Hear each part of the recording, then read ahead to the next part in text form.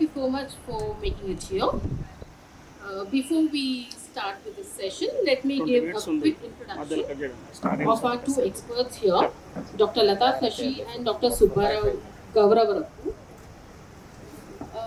Dr. Subbarao Maruti Gavaravarapu is a scientist at the National Institute of Nutrition, a landmark in Hyderabad, and heads the Nutrition Information, Communication and Health Education unit there.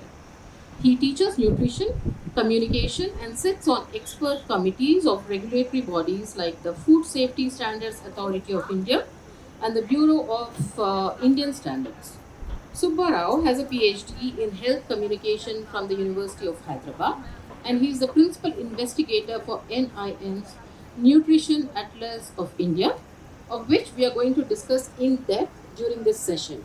So, if you want to know who's the man who knows what India eats and needs to eat, he's the one. Now, moving over to our second expert, Dr. Latha Sashi.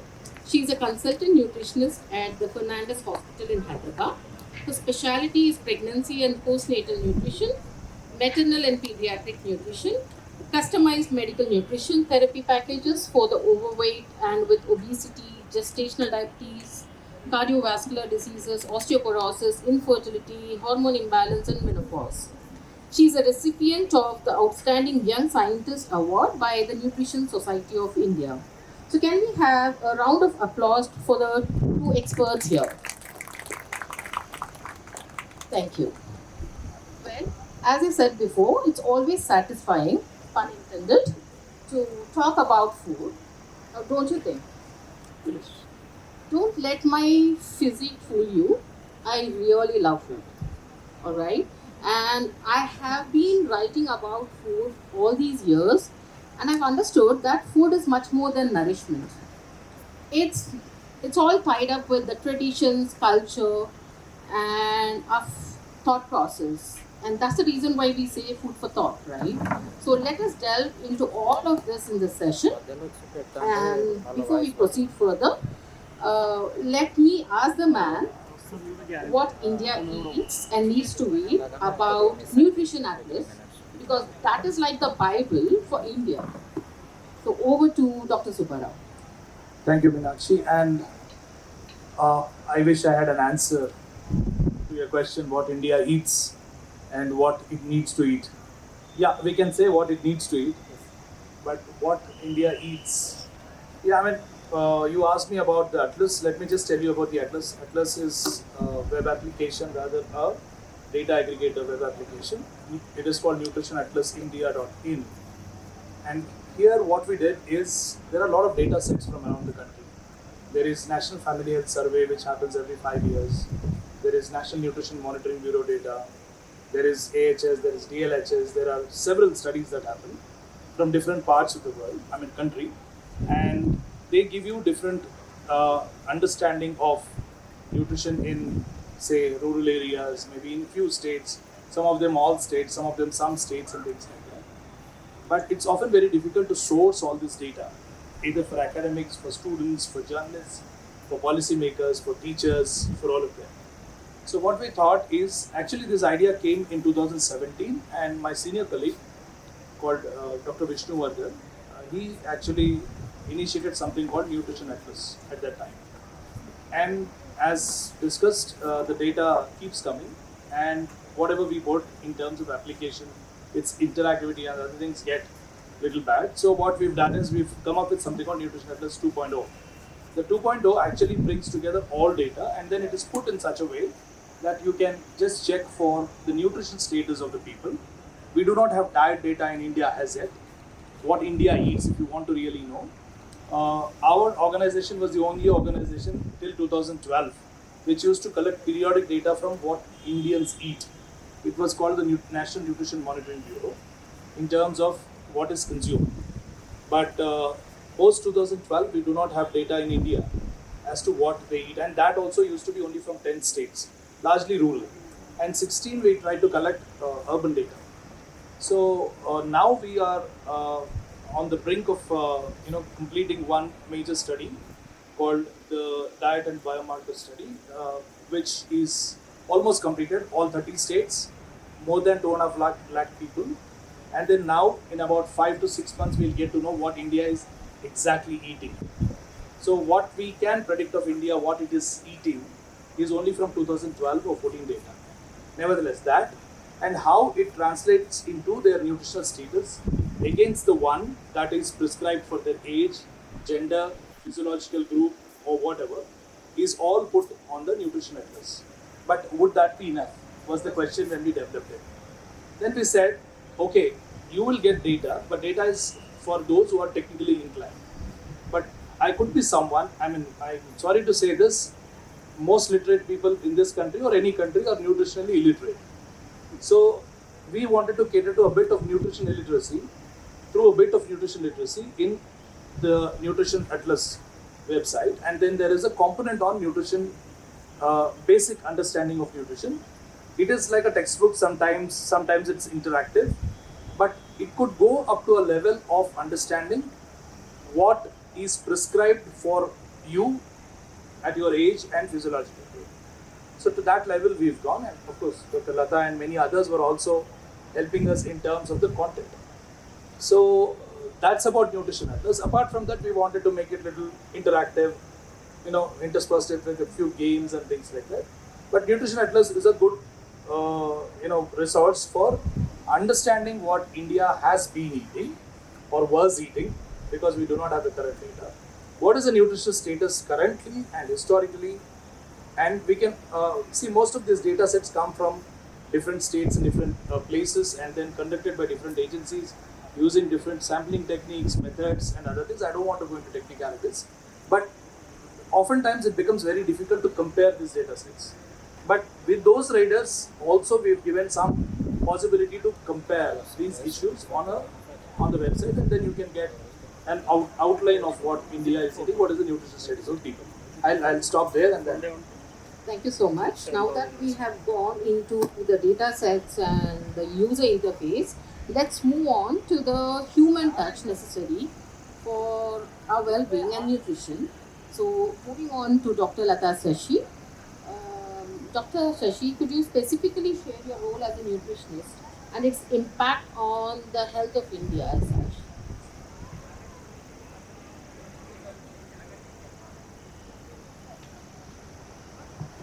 Thank you, Meenakshi, and thanks to the organizers for this opportunity to be here.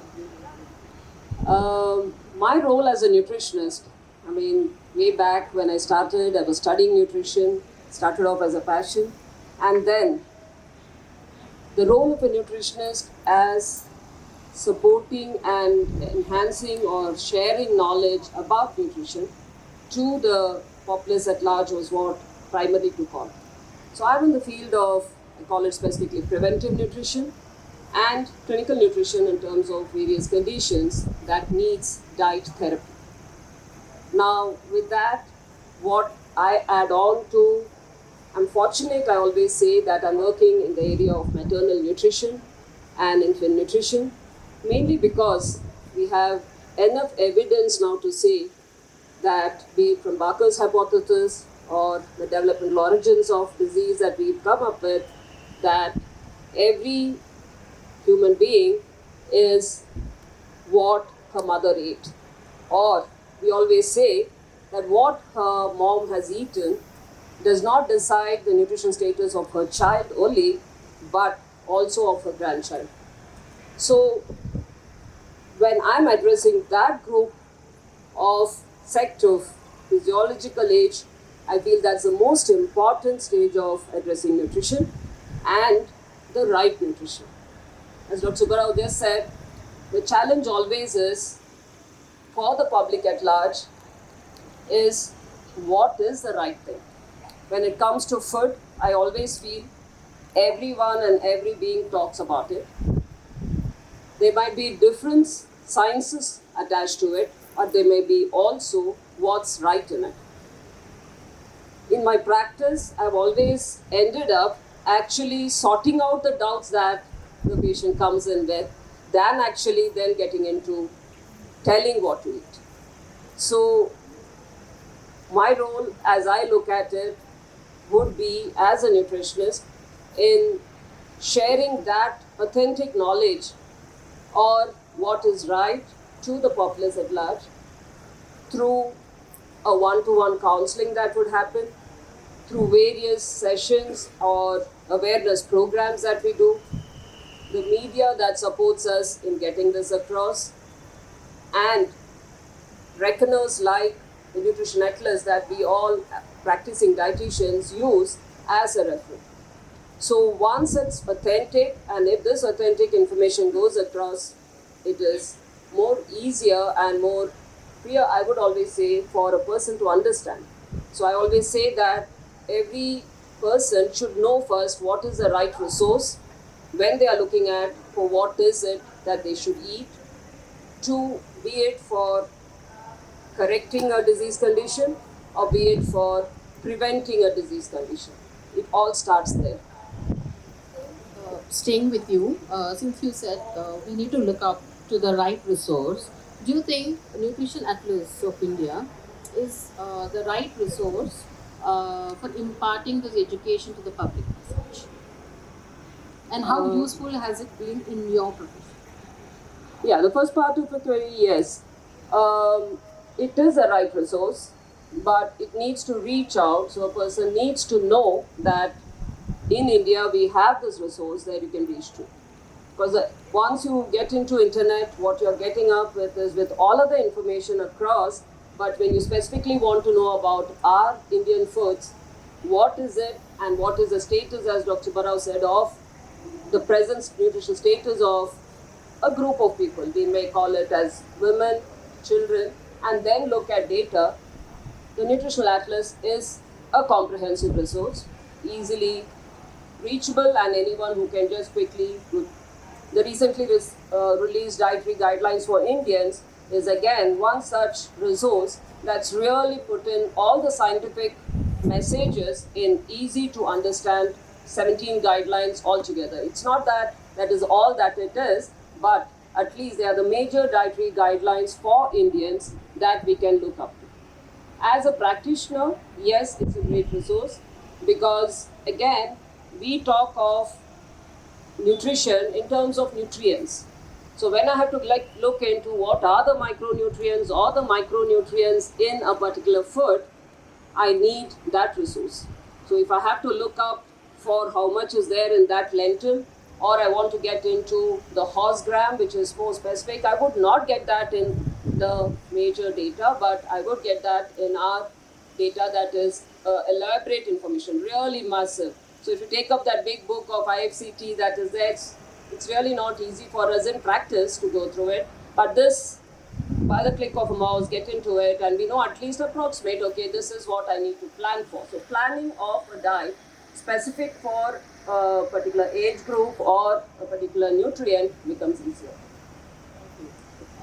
Dr. Subba Rao, now that we know that Nutrition Atlas is a hit with nutrition, how did you actually capture the diverse dietary aspects of India into this atlas as such?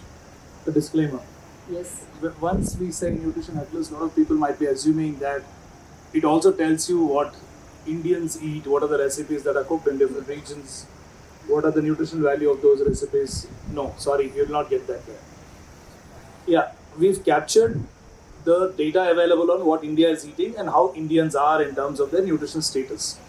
What Indians should eat is only given in terms of the guidelines, as she said, and also as the nutrient recommendations. But nutrient recommendations are too technical. If I just tell anybody that you need to have, say, X milligrams of iron every day, you will say, so what? From where? What iron? So it's necessary to tell them how to get the balance of whatever you need to. And that's where the entire data related to food composition of what Indians eat, what are the different ingredients we use, what are the different raw foods we use, and what they should be eating in terms of nutrients is actually put together in terms of guidelines which are easily practicable, but they should be custom made again to one's requirements. So the guidelines are very broad. Those guidelines are also available on the Nutrition Atlas, and then based on each of those guidelines, you could actually custom make. Because as she said, there is a lot of information. The first thing that you open the internet, you will realize that Indians are all protein deficient. and they should all be consuming protein supplement. Or Indians will be definitely deficient in a lot of micronutrients, and they come only through the way of, we want to dispel that myth first. It's not the supplements that you need to look at. How food can resolve your issues. When I say food, often when we go back to people, in my interactions with people, they say, you are saying food, you are saying fruit, you are saying vegetable, you are saying cereal, it is laden with pesticides, it is better for us to eat something else. So these are the debates that are there. That is the myth that Nutrition Atlas wants to dispel with that education component that it has. It says your food, if you plan well, can be serving your nutrient requirements in a day adequately. You don't need major other interventions, but you need also to be physically active and things like that along with it. Thank you. Let's stick with this protein deficiency, which is doing the rounds in the media. So, Dr. Sashi, during your practice as such, what common dietary, regional dietary patterns have you observed as? Is there a particular region, people of a particular region who are deficient in certain aspects or, micronutrients or? Not specific to region, there is a diversity as far as the food that each region needs. Especially in Hyderabad, we have a vast difference in the different communities that reside here. So in practice, I really do get to see most of our regions of India here, right? In fact, just around Hyderabad itself, you have the typical Telangana style of eating or the Andhra style of eating or our Hyderabadi cuisine. So when we look at all these three itself, there is a wide range of food groups that is included and not included. So when you look at what is deficient in each of these regions, I have seen in practice that if one follows the traditional pattern of eating, there would not have been a deficiency. I always take the thing of, let's say, the group from Karnataka or Raichur, which is it. They all are used to eating ragi. Now, that group, when they moved down to India, must have just put that aside. Now, what does the other group here eat? Further down, there may be some of the millet. So, jawar, bajra takes. So, based on the region, every area has a particular, based on the agriculture, based on the region we have, there are adequate. So, when you're looking at a balanced diet, what is the cereal or millet eaten? What is the fruit or vegetable eaten? Or the dals eaten? If one sticks to that, I think there's always a balance. The deficiency sets in when this myth comes in that, oh, it's carbs, I don't want to eat any cereals, or I need to eat only proteins, so the meal is only dal and nothing else. So that's where the deficiency sets in. And then, of course, I always say it is the media and the advertisements to add on. So people tend to see that figure of the thin Indian who says, okay, you have to be fit, muscular, so you need your supplements or your shakes to be taken. So when all this comes in, what is deficient, or what is mainly what I've seen is the micronutrient deficiency, which is nothing but what we nowadays call the hidden hunger. So beyond malnutrition, which was earlier undernutrition and now it is under and overnutrition as a major challenge, we also have a third deficiency, which is the micronutrient, and that's the hidden hunger that we are seeing. So even a well-eating, so I would say adequate calorie-eating population is also deficient in their micronutrients, be it iron, zinc, manganese, magnesium. All these nutrients which are required for our human body only in, as the word has gone to micro levels, still we are getting deficient. We are seeing that deficiency crop in. Simple reason to put it is the major macronutrient that has to be eaten, or the macronutrients providing cereals, millets or pulses that has to be eaten along with the vegetables and fruits. When it's not eaten, you're missing out this. And I think that is where, for me, when I see into the various regional specific. So when they come to me, we all do a nutritional assessment before prescribing them. And in that assessment, whatever is the inadequacy that I come across, be it in any food group, but it's not region specific, it is more, I have seen now with the city specific. If I get a person from Delhi, they would have a different style of eating. So it's that, but whatever inadequacy I would see is where I do the correction in the diet prescription. Now the Sorry, I'll just add on to that question. Sorry. yeah.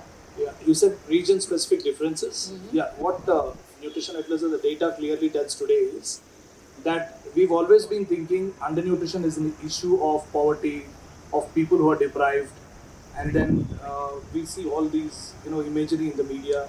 I come from media background, but I still have some swords to grind against them. But nevertheless, what we usually tend to see about India is that it is an undernourished country, or we think that overweight, obesity, sometimes in Indian context, it's not overweight, obesity at all. It is a thin, fat Indian. By BMI, we are all fine. We are good. Our BMI is excellent. But we are as susceptible as an obese or overweight person to non-communicable diseases like cardiovascular diseases, hypertension, and diabetes, most importantly, and all these. But the trend that the statistics, the data shows is that it is not confined to any one part or one district or one area of the country. Now, even the rural areas are confronting the problems of diet-related non-communicable diseases, which we thought earlier were only confined to affluent communities, rich societies, and in urban areas, people with little different kind of a lifestyle and things like that. In the same cohort of the people who at one point of time suffered problems of undernutrition or still suffering problems of undernutrition, they may be stunted, not appropriate height for their age, but still there are problems that otherwise were associated with the other groups surfacing in them. So what Barry Popkin in his book calls is globesity, the global epidemic of obesity. If you know the data, Indian data is also saying that, the global data is also saying that the drivers, the biggest drivers and the fastest drivers of increasing rates of non-communicable diseases, diabetes or hypertension and other things are not urban areas and rich communities. It is middle income countries, low income countries and rural areas.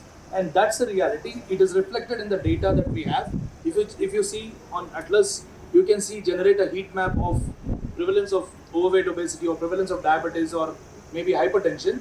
You will see a state that you always thought was very remote, very poor, like Odisha, and a state which is very literate, very well informed, a state like Kerala. If you see the hypertension, it's the same. You wouldn't expect. You would think there would be stunting, there would be wasting, there would be undernutrition, there would be other kinds of issues in Odisha, and there could be issues related to overweight, obesity here. But there is similar amount of overweight, obesity in or non-communicable diseases among people of Odisha. So that contrast, and it is, as you said, it is clearly intertwined with the culture and the way of eating foods.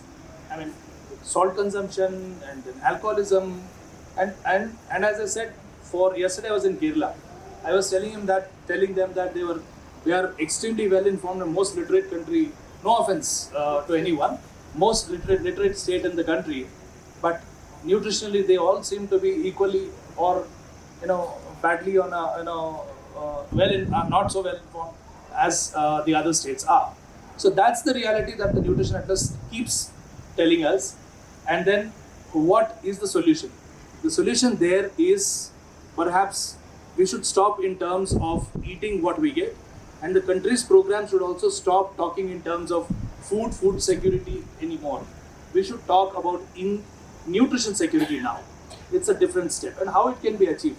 The simple understanding among people that no one food, if anybody is telling you a food, a tablet, a supplement, a particular packed food, or a particular recipe that he or she has made is rich in all nutrients and will be very good for nutrition, he or she is taking you for a ride. The simple understanding that you need to get is it is diversity which is very important. How to get to diversity and why diversity? Again, Nutrition Atlas through dietary guidelines answers this question. Thank you for answering my next question as well. I was about to ask you how the Atlas can help in formulating public policies to overcome malnutrition and obesity. So I guess you have mostly answered this, but if you would like to add something, you Yeah, public policy. It's not that the policymaker is not, Okay. inclined towards resolving these issues. But there are two things, while being associated with a lot of these regulatory bodies and policy bodies, what we realize is there are two things that any government or any policymaker or any official sitting at a higher level looks at. Can I solve this problem? If yes, how early or how quickly I can solve this problem? That's where the issues come up with. For instance, we have iron deficiency in the country.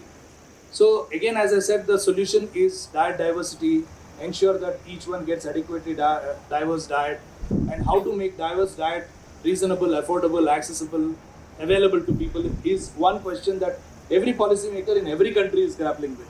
It's not here. Even in the US, the most developed country, the most underprivileged people are given something called food stamps. It is known, the research is showing again that these food stamps are exchanged for the foods which are cheaply available, and they invariably are highly processed, pre-packaged, high sugar, fat, salt foods which are deficient in protein. So even our policymakers are inclined towards correcting these issues. But how the Atlas can help is that what are the problems that have been too sticky for a long time? What are the problems that we can find quick solutions on? And policymaker looks at a quick solution, immediate, short-term, mid-term solution. So they come up with solutions like for combating iron deficiency, let's have fortified rice with iron. There are a lot of people are eating rice. PDS is distributing rice. So let's put iron in rice and then give it to Like people. in Nepal, they started distributing fortified Maggi noodles. So this is misinformation. Yeah. So that's what we try to discourage through many resources. Nutrition Atlas is just one of them. But dietary guidelines is the biggest thing. If government takes it up seriously and then ensures that adherence to dietary guidelines goes up at all levels, perhaps it is one way towards taking our country towards a better. Otherwise, we'll end up confronting what US and UK and other places have gotten in the last 30 years of say 30%, 50% obesity. We will reach there just in another 10 years. And our 10% or 5% of overweight, obesity or diabetes or hypertension is equal to 3 or 4 European countries together. It may be small for us, but 1.3 billion population, 3%, 5%, 10% is a huge number. It's like a country in itself. So that's where we are looking at, and continuous dialogue between agriculture, policy, nutrition, and health needs to happen, and that is happening much beyond what it was earlier, with Poshan Abhiyan taking the center stage now. And nutrition and food were always looked at as development policies earlier. Like, I want to help people, downtrodden, develop them. But today they are being looked at as central to development. The route to development is through this. So that's the change in the mindset, but I think that has to percolate to people also. And keeping this discussion going, Dr. Sashi, as a nutritionist, what do you want the government to come up with, a public policy as such, to overcome malnutrition and obesity, from your perspective? As a practicing nutritionist, the biggest challenge, as I earlier said, also is nutrition literacy. Unless our large population in India is educated and they have access to the right information, this is a big challenge. Now, access to the right information is what I always think the government can do. Taking in and spreading that knowledge about what's right, and not, or actually confronting the social media and the quacks that are coming up, which is a big challenge for all of us who are practicing. The second thing is the professionals practicing nutrition. They also need to be streamlined. They need to be a uniform curriculum and a council governing this, which is still not there. So that also, all my years in my practice, I've realized it's few of us who are actually looking at training and getting the right information, but there are many more who are out there practicing nutrition without really knowing what is evidence-based and what is it that needs to be preached. So when it comes to medical nutrition therapy, as when we practice nutrition as a therapy, that is where the biggest risk is. For all of us are aware now, diabetes is a leading condition that every other person is facing with. And when you have any condition, the first thing that any human being looks at is how do I attack it? How do I manage it with just diet? The first question anyone says, I don't want medications, ma'am. I want to manage it with diet. But everyone forgets that there is nothing like we earlier said, a single pill or a thing that will just take off diabetes or any condition for that matter. It is a lifestyle condition. Be it diabetes, be it cardiovascular conditions, or be it just anemia that we are talking of, where there is a micronutrient deficiency, it all starts with the lifestyle. So, when we have to address this, I would always look at the provision of these access to these healthy options, good curriculum that should be streamlined and say that who are the right professionals that the public can reach to. And third, as we just said, the affordability. We are talking of healthy diet, but how many can afford even buying the guy? We always talk eat 2 fruits a day. How many percent of our population can even eat 1 fruit a day? Eat and boiled egg every day, we preach. How is it possible? So the affordability is what I would actually, and the accessibility and affordability to a healthy diet is what I think the government across should start first working on. Now that doesn't mean that you give, like we earlier said, you have some stamps or something given. They will actually barter it for whatever is cheap because they want to save it. That is how. So everything comes down back to the purchasing power and what it is. So you have only a small upper cream of the society who has access to the so-called healthy diet. But then that's not true. Even the locally available foods are healthy if taken in the right form. So that knowledge, I feel, or that sharing of that awareness is what I feel should come in as a policy, and every government right from the state and the central level should take this on. You had mentioned about lifestyle changes, right? So with lifestyle changes, obviously there must have been a spike in health concerns. So what sort of spike have you seen, and what sort of health concerns are the people coming up with when they come to you as such? The biggest transition that we call the nutrition transition that we have seen is starting with the need for convenience just because there is no time. Every person who walks in says, oh ma'am, there's no time, so give us something that is quick. I want it to be healthy, but it has to be quick. Now there comes the biggest challenge. How do you give a convenience option which is all in a capsule that has everything when we know it doesn't have? So when I talk of the major lifestyle conditions or diseases that come in, it is diet, it is physical activity, and stress, and of course sleep that has taken on as a major change. So as each year, as we go ahead, we see that the number of cases that we get on any condition you related to ends up being a lifestyle disease. And the base is the BMI or the obesity. Person comes in with high blood pressure and I do an assessment. I have to start with, okay, you're still not at your ideal body weight, can you look at getting back? And there starts the struggle of how do I do it with my work pressure, with the time, I don't have time to eat. You just tell me, even yesterday when I was counseling, I said, ma'am, this is the time I've got, can you tell me in this time what I can eat? So when we talk of lifestyle, we are not talking of that single capsule. It is, as the word says, it's your life and how you live it. So it's not that a day, a chart. To this day, I do not believe that a diet chart will turn anything. A diet chart, a diet prescription is just giving you an idea of what to do. You need to practice it, then you have to live it, and that's the lifestyle. So any dietary modification will happen only if you understand how to incorporate it into your daily routine, your pattern of living, your socioeconomic status, and your regional preferences. I don't expect a Keralite coming to me and I say, okay, you have to eat bagara bangan every day. Obviously not. They would want their coconut-based curries, but for me it is what is the portion size, what is it, the time, and the activity. Everything, of course, rolls down to her or his physiological age, going to what is activity, and then deciding what to do. Thank you. Now that we have had first-hand experience, she has shared first-hand experiences. I would like to know what the data says about the lifestyle changes and the associated nutritional deficiencies. Yeah, I think I already said this. Data says the physical activity is coming down tremendously. Our own smaller study in Pune that we've done called CHELI, Comprehensive Healthy Eating and Living Index for Adolescents, we realized sleep is a major thing. Screen time is a major thing. There are studies in India which are showing more than 2 hours of screen time directly associated with overweight obesity.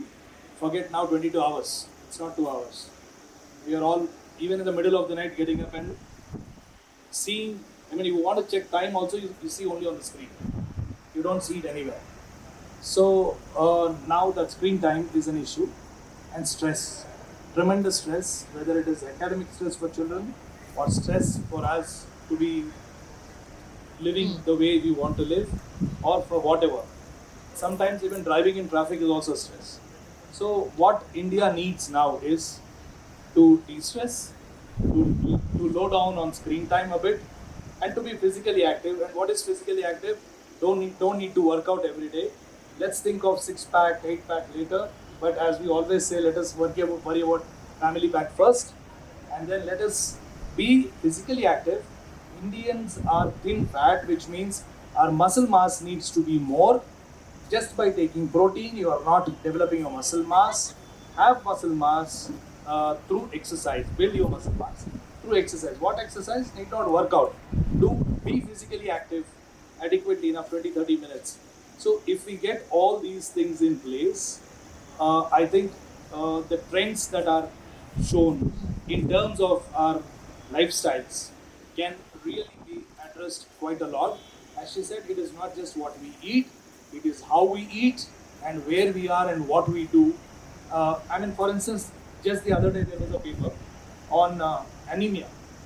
Is that pumping a lot of iron deficiency, for iron deficiency giving iron pills or supplements or maybe foods fortified with iron, is it enough? It is not. Iron deficiency accounts for only 50% of anemia cases. What is the other 50%? The other 50% is infection, your cleanliness around you, and the other micronutrients that you are consuming from your food, which are from diverse foods like fruit and vegetables, vitamin C, B12, and many folate, many other things that you get. You need to get from food sources. You want iron to do its business, you need other micronutrients. You need calcium to do its business, you need sunlight. You need muscle to be built, you need physical activity. So they are all a package. So the lifestyles now need to address this package, not individually as nutrition or as a lifestyle issue. So that's. And staying with you, how do you see Indian dietary trends evolve over the next decade? It's concerning. It is concerning. Why I say concerning is, I'll give you 2 examples. I have nothing against the processed food industry. They have to be there for us to help our farmer, agriculturists to sell their food. The food that is produced in a particular area sometimes cannot reach geographically to other part of the country, and processed food in different forms helps reach it and increase the shelf life and things like that. But the extent of processing is an issue that we should be worried about. So when it is processed, when processing is very high, it tends to lose out on basic good nutrients, and nutrients of concern increase. Invariably to increase the shelf life, you will have to add a few artificial additives, and sometimes salt, sugar. These things are also increasing shelf life. So the increasing trend of highly processed foods, not processed foods, highly processed foods, which we call ultra processed, which are deficient in nutrients that are required, desirable, and high in nutrients of concern, they are available everywhere. That's a very disturbing trend. Everywhere. You go to the remotest village in India, call it first village or last village of India, Himalayas, the Leh, Latha. You go there, there'll be a small shop with all these laddies hanging, noodles, chips, everything custom made to the pocket of the people.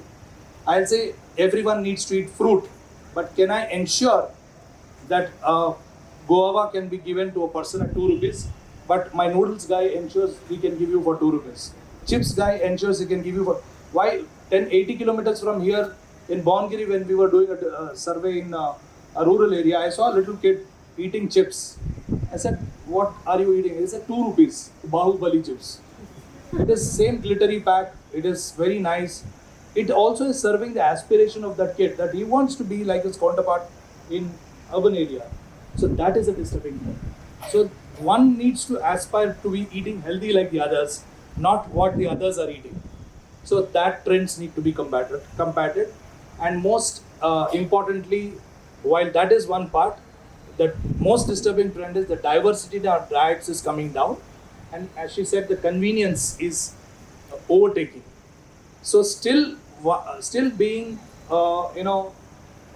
demanding lesser hard work from you, you can still make your food diverse. There are 10 foods as NIN prescribes them. I mean 10 groups of foods: cereals, pulses, oils, nuts, then vegetables, green leafy vegetables, root vegetables, spices, and nuts or something like that. Some 10 groups like that. In these 10 groups, in every meal, please ensure you are getting at least 5 or 6, at least a touch and go kind of a thing. A spoonful of it. 5 in every meal that you take. And 1 fruit with every meal that you take. When I say fruit, don't mentally calculate 1 apple is 25 rupees. 5 people in my house, 5 into 25, 125. 125 every day is equal to 250 morning and evening.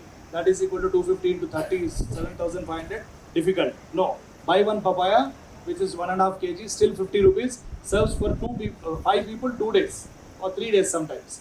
So it is all about knowing what to be done and intelligently choosing what you need to be doing. So that disturbing trend can be actually combated with only little bit of awareness that and willingness to adopt this. So that's what I can say. Many thanks for those tips. And now let us quickly move towards the social media trends. I'm sure most of us keep watching these Insta reels and shorts, and many a time we keep picking up those fad diets. So I'm sure both of you must be rolling your eyes whenever you see those. But then, what's your take on these social media trends and diets? Um, it's a challenge, as I earlier said, when we are actually confronting these.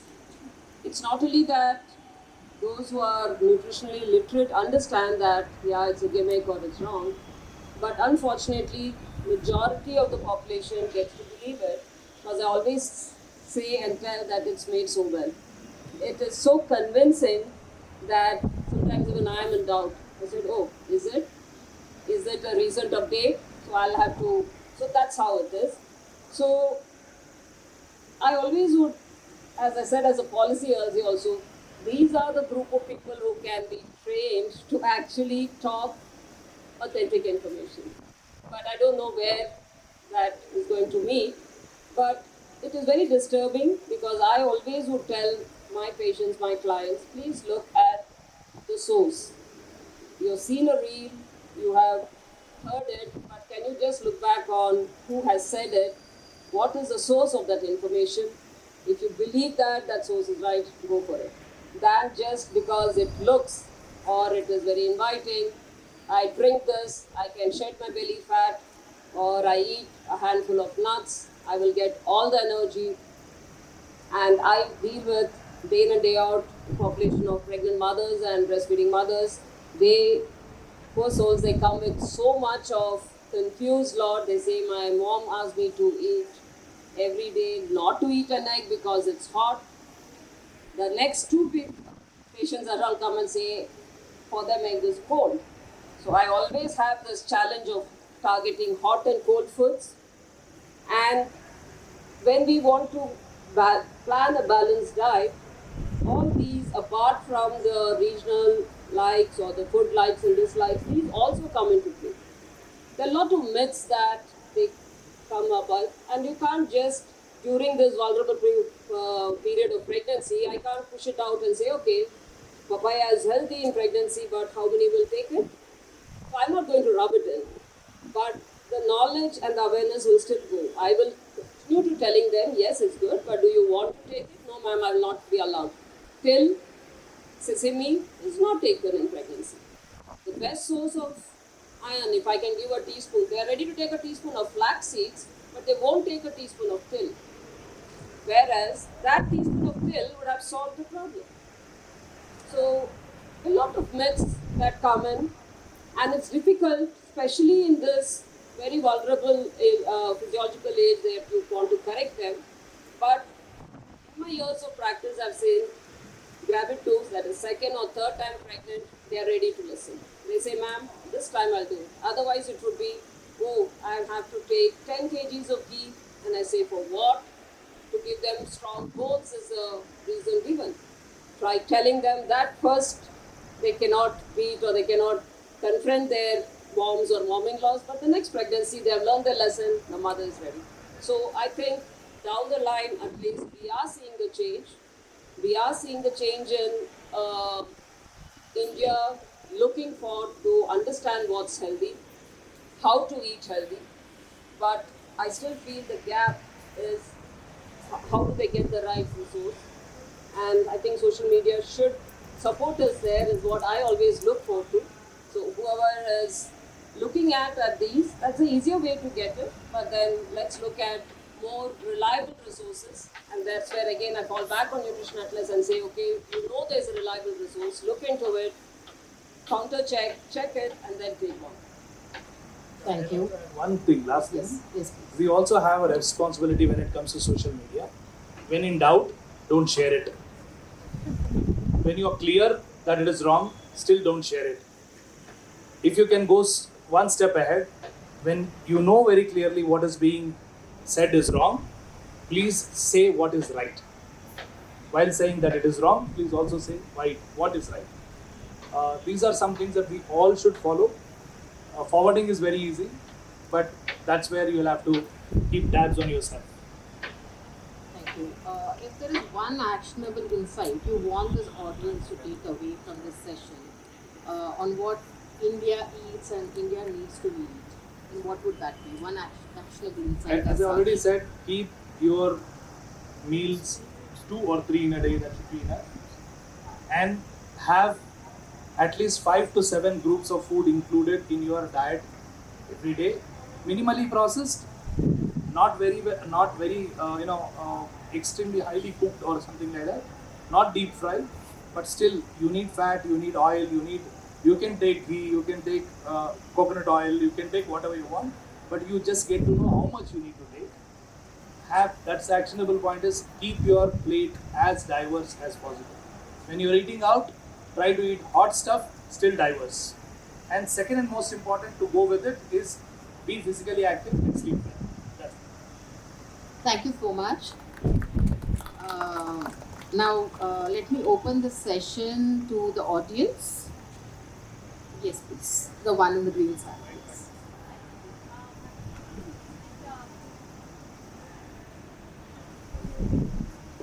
Thank you for the discussion. It was very interesting. It seems like nutrition is a very gendered issue, right? So both in terms of one that even in the same household nutrition might be unequally distributed, or that the domain of nutrition is like the woman's job. It's considered to be. So if there's a lack of time and so on, it will be the woman's burden. Are there ways that you, through your intervention with patients or with the larger public, do you try to mitigate that in your work?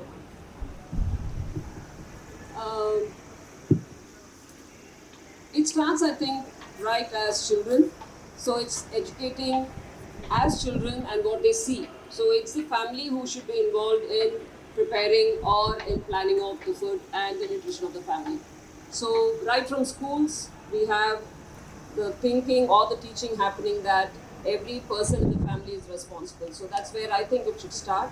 And especially, yes, when it comes to both members of the house being working members, definitely need to contribute on to the cooking and the planning. So when it is possible, it can be pre-planned, pre-prepped and kept in and used.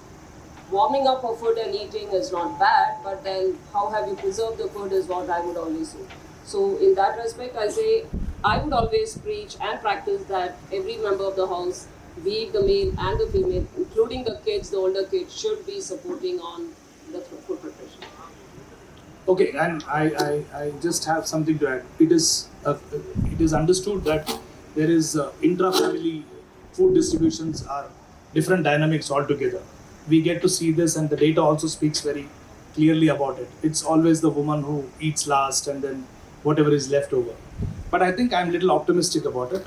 In the newer generation, there are a lot of men, a whole lot of men who are cooking, including me. I cook at home. I'm sure a lot of people cook or help at least in the kitchen. So that's a great trend. But we need to draw lessons from a country like Japan, where the children are taught right at the beginning in the school to actually, be part of cooking. And then what are the foods that they include in cooking?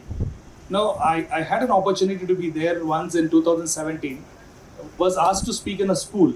I mean, of course, through a translator. Then I said, this is what is given. I showed a picture of a midday meal, typical midday meal, and the school exterior in India.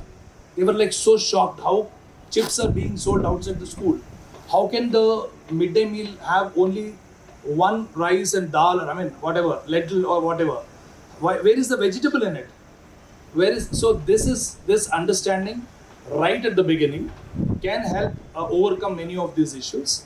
Of course, at the family level also, there needs to be more understanding and more forthcoming nature among a lot of people. So that's a dynamic that we'll have to resolve through many other social related issues. Am I on? Yeah. Okay, fine. Yeah, sure. So these days we not just have maybe two types of food, like for example, as a lifestyle, it's not vegetarianism and non-vegetarianism. We also have beyond that. There are people who are vegans. There are no oil, no boil. A recent trend that I came across. So a lot of new food or dietary habits are being adopted, especially by the very mobile middle class, right? Because we are very easy and prone to all the new fads. So from a sustainability and also from an environmental and a nutritional standpoint, what would be your take on something like veganism from a nutritional lens? Sustainability.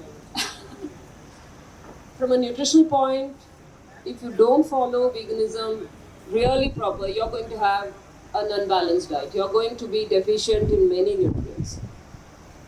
Coming to from the point of how much are you going to substitute with plant-based, starting with, first thing, the cost of it is going to be skyrocketing. Everyone talks of drinking almond milk and talking everything else, starting with almond flour, and so be it. I don't know how practical a solution that is. So, as from a nutritional standpoint, definitely it is not easy, but if it is a way of life that one has adopted, then they need to be clear that they need to be taking care that they're not going into deficiencies. So, how will it affect normal, non-vulnerable time, that is the physiological state where especially you need extra demands, there it will become a challenge, like in pregnancy, breastfeeding time. Otherwise, for an adult woman or a man, it's okay to manage, because with the number of supplements that is available now and the number of powders, you name it, you have all these to be mixed and taken. So the nutritional component is met, is what is thought of, but unfortunately, the diversity is not there, so there is a micronutrient deficiency we noticed the 5+ years. I agree with her, and then we, at a regulatory level, we are also confronting issues like, those who don't want to have milk. I have nothing against the industry, but almond milk. So it gives you an impression that the white part of almond that is shown as milk, the moment it is branded as almond milk, you're thinking that it has all the goodness of milk, which it doesn't. Plant meat, it can get you the texture of meat, it can get you probably little near level of protein, but it is not as comprehensive as nutritionally as meat would be or egg would be. So I think veganism is good for those who believe it is good, but again the same thing comes here. how you keep your diet as diverse as possible to meet the requirement. Whether it is from vegan diet, organic is a different thing, ball game. I'll talk about it later. But organic, you want to do, or whatever you want to do, minimally processed, as a low boil, low oil, very good. Do it. It's best because it's less processing. If you are able to do it, but ensure it is safe by all means. That's it. It's not rocket science. Don't think eating is a complex thing. Enjoy what first basic principle in nutrition is enjoy what you're eating, and then decide how you Something that can be sustained. Yeah, it so has to be that lady taken there has been asking questions. Raising. Okay, fine. Yeah. So there is an idea sailing around that there is a dip in nutrition in the food available around. So how true is this, and how effective is the supplementation around this? True, there is a lot of data from ICAR, Indian Agriculture Research Center, and other places that you see the soil quality and the way foods are grown. There is depletion in some of the nutrients. Historically, it has been there. It's not new. But again, all these foods, you don't see them in isolation, not as one food. When I talk about food, I mean it's a composite diet that you're taking. So there are a lot of nutrients which have not yet been cracked. We don't know those nutrients. We simply, in plants, we simply call them phytonutrients. Some of them that we don't know. But when they are eaten together, they are doing a lot good, which is not explored by science yet. So it is not, see, to extract a nutrient from a particular food and then giving it to you is a different thing. But to get the goodness of that food, that what a food can do, is only possible when it is eaten as a comprehensive meal or a diet, because there is a combination effect that it comes out. For instance, cereals, we say rice is shown as a villain, but in dietary guidelines we clearly say rice plus, or rice or whatever cereal you are having, plus pulse will give you the right combination of protein you need. The amino acids that are missing in this, the amino acids they can be compensated. 70-30 is a proportion we suggest. So it's about the combination. So that's what is the. I hope I answered your question. Yes, that lady there. Yeah. Then the gentleman there. Yeah. Yes, please. Okay, right.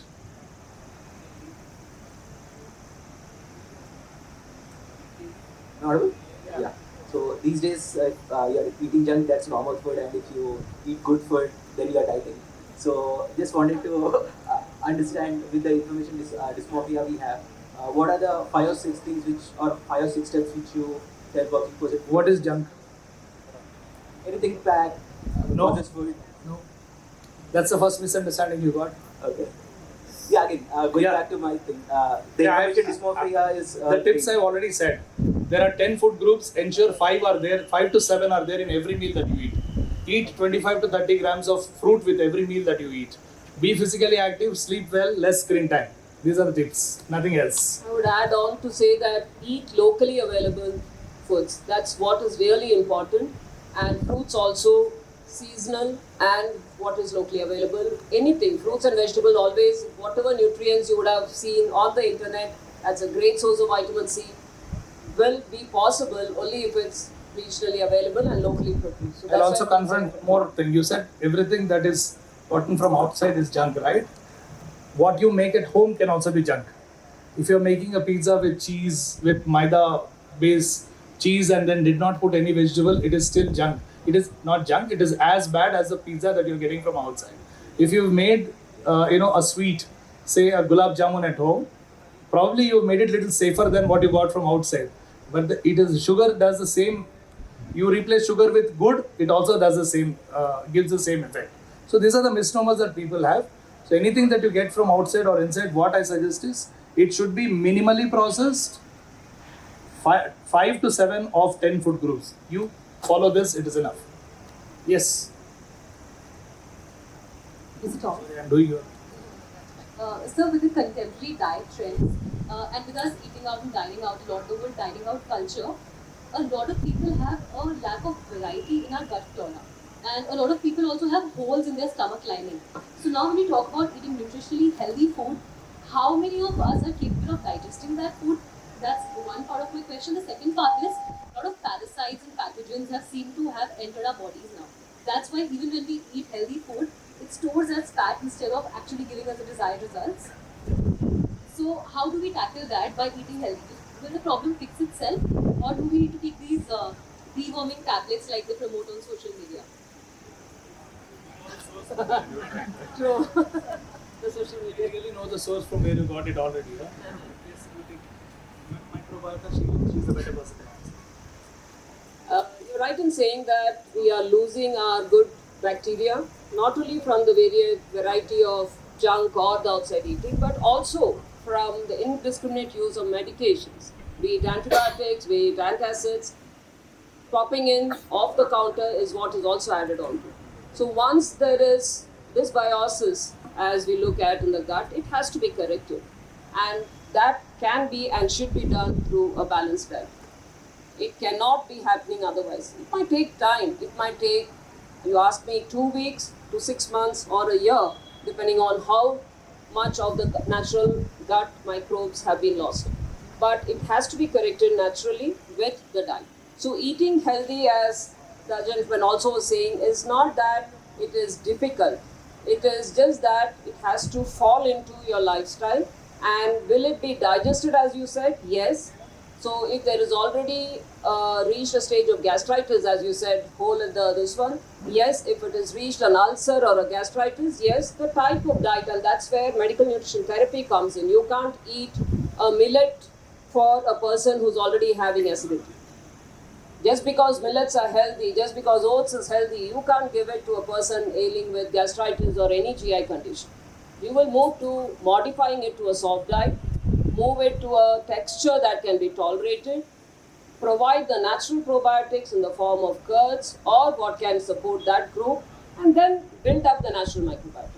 Prebiotic is what is needed for the normal flora to grow, and prebiotics is nothing but the fiber in your diet. Let it come again, not the isobugal or something gulped down. It should come naturally from the food we eat in proportions that is tolerated. The condition that you're saying, if I start giving 30 grams of fiber, they are again going to end up in diarrhea. So the condition that the person has reached in has to be addressed, and as per the assessment, slowly modify the diet, customize and get them to correct. And then what about the pathogens of The pathogens that are coming in through is definitely causing in a concern from point of, yeah. So as we said, it could be either it is coming from a point of food safety, right? So when you're talking of this one, it has to be a medication that has to be taken. Like if you said it is deworming, so be it, but it is only under medical advice. It cannot be off the counter taking a deworming supplement. So I have been incorporating a lot of fruit and vegetable in my diet, but these days for a very long time, I am observing there's a lot of options like organic, GMO, non-GMO, normal vegetables, all of this. I know that you just addressed how you don't want to talk about organic right now, but in short, does it matter? Does it really matter as long as we are incorporating vegetables? Is my question. Why do you take organic? To reduce the amount of pesticides. To say so, that's all. Nutritionally, it's not going to do any good when compared to other foods. I mean, there are hardly any studies to show that organic foods are any nutritionally superior. Safety-wise, yes, some people, but what is organic is defined by FSSAI, and whether what you're eating is claimed to be organic or is really organic, do you have a means to check? I'm not too sure. The second thing is, yes, there are pesticides, yes, there are other things. Simple things like washing the vegetable before cutting and peeling can remove, or just soaking vegetable and fruit in salt water for a while can actually remove the pesticides that are on the surface. That have gone systemically inside are different things, but they are very few. And about the pesticides, there are actually certain limits that are prescribed for human body, after which they become toxic or unhealthy for us. And for any pesticide to do bad, needs to be taken in certain amount daily. But you may be getting one pesticide from one fruit, another pesticide from another fruit. It is metabolized in a different way. It doesn't give the same harm. So you are not eating the same food every day, or from the same farm every day, or from the same pesticide every day. It is coming from different sources. So that is one way that it is taken care. The other way is mostly it can be cleared off with simple washing and cleaning, and cut, peel vegetables only after cleaning, not before, not after cutting. You should not wash them after, don't wash them after cutting or peeling. Always cut or peel after washing. So this is a simple thing that you need to follow. And then organic, yes, and GM foods, as yet India doesn't allow GM foods. There are GM crops that are allowed and found to be safe for certain things, like in cotton and other things. But GM foods are not yet allowed in Indian context. And even if we are importing foods which have GM ingredients, they have to be specifically mentioned. But largely, some of the studies are showing even GM foods are not very harmful. Again, depends on the dose, the frequency, and the percentage that, of your platter that it is occupying. That defines. Am I right? Yeah. I was really going to add the best organic thing that if you all have the time is having your own kitchen garden. Best, yeah. A nuclear family, a family of 4, how much vegetables do you need? If you can spend so much time in sourcing out what is organic, going and picking up. I heard people telling me they go kilometers round to pick up that, and you spend that time in just having your own. You're sure at least it is safe, is what I think. Sure. First of all, I would like to thank the team for organizing such a nice festival, and also thankful to you to given a very good tips on food and food habits. My 2 simple questions are before you. How to judge, as you explained that we must take diet, including vegetable, fruits and all things. So in the present scenario, it is very difficult to judge that what we are taking. Suppose we are taking a fruit, whether it is a organic or it is a chemical diet. So my question is this: how to judge the food or fruit? Is it organic or chemical grown? Second thing. Generally, there is a discussion: don't take sugar. And they also told me you should take gur or shakkar, or better form is a khand. So, can you suggest us which one is better? Because in the present scenario we can't grow without the sugar. Either this forms from the jaggery, gur or shakkar.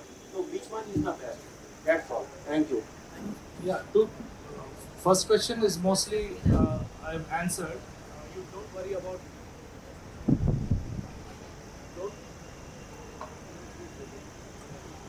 Don't worry about whether it is organic or not organic, whether there are pesticides or not. Don't need to go in for organic. Get the fruit, vegetable that is there available in your nearest locality. Get it, wash it thoroughly, and then cut or peel. Most of the pesticides that are there on the system, on the surface, will go away. Don't worry about it. Like washing should be under running water for considerable amount of. Don't overwash also. That's the thing. Second and most important question that you asked about is what? Which type of sugar?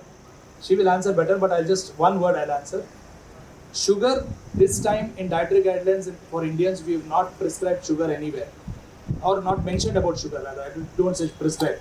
Not mentioned about sugar anywhere, because earlier when we said, if you want to have sugar, keep it under 50 grams a day. But now we said 25 grams. That also very in one line where you cannot read properly. You can do without sugar if you are happy. लेकिन sugar sweet खाना है तो चीनी नहीं खाना है. Good खाना है is a bad idea. Good या चीनी or palm sugar, anything is doing the same thing. So एक का replacement दूसरा नहीं है और एक से healthy दूसरा नहीं है.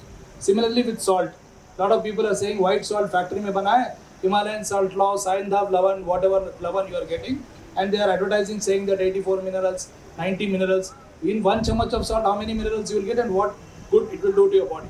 And moreover, salt may, why we are saying salt, sodium is a problem or concerning nutrient in that. So अगर हिमालयन सॉल्ट में भी सोडियम है, इसमें भी सोडियम है, दूसरे में भी सोडियम है, तो सोडियम ही है ना, तो उसको बदल के क्या है? You are not getting anything out of it. Same is the case with sugar. So this is what I have to say, and you will add. कोई बोला अगर गुड़ में iron ज़्यादा है, please don't buy it. It is wrong. Even nutritionists, doctors, textbooks we have seen saying that jaggery is a good source of iron. No, it is not. Yes, so Sweet, as you rightly said, sir, is definitely the part of our diet. Yeah, we are all used to eating some amount of sweet in our diet. Now, but when you have a condition where you don't have any metabolic disease condition, it's safe. You can go on. The recommendation, as we have come up to, we would say 2 teaspoons per day, which is 20 grams, and not to exceed that for an adult. But if you can do away with it, great. Or if you want to exchange the 2 teaspoons of white sugar with 2 teaspoons of jaggery, or 2 teaspoons, one of jaggery, one of honey, it has to be within it, if provided you are not having any conditions, metabolic conditions, which is hampered. So if you have diabetes, cardiovascular problems, hypertension, the answer is no sweetener, no sugar, or limit your sugar, because every food that we eat has enough amount of the glucose that we are getting in, and that's enough.